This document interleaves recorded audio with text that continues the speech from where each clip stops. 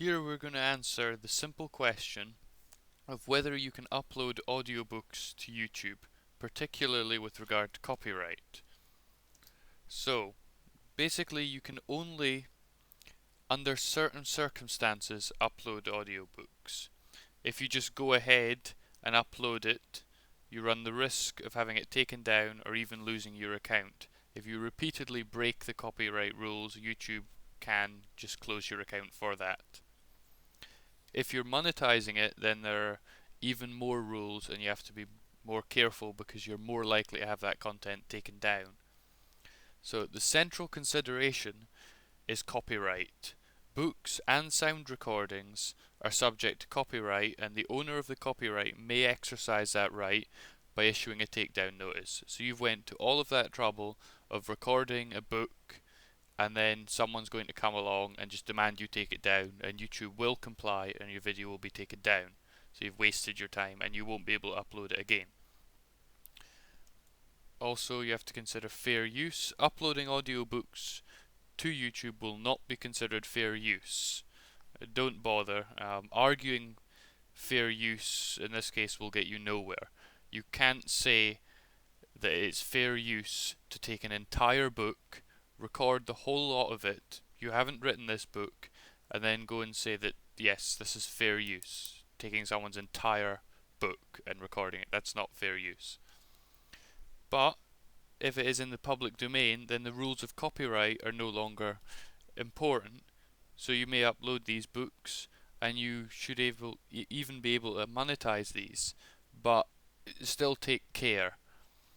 And the things I would tell you to take care about are the following. Firstly, you have to be sure that you can prove that it is in fact in the public domain. It's not good enough just knowing that it's in the public domain. You actually have to produce evidence for that, because YouTube may ask for that. So I would suggest that you keep records, specifically links to pages that show that the work is in the public domain. For example, you'll need the date and place of publication, and I suggest that you just put these in the video description, so anyone that's visiting the video can see that this is in the public domain and that you can prove that. And also, you'll not lose it. You'll know that it's there and it'll be there for every video. Also, public domain can be slightly complicated. I've included a link in the video description to a very good web page that simplifies it somewhat. You'll find some complexities to do with renewals and finding out whether something had a copyright notice or didn't have a copyright notice. It's not always clear cut. You must also read the book yourself, because if someone's recorded them reading the book last year, they have their own copyright on that sound recording.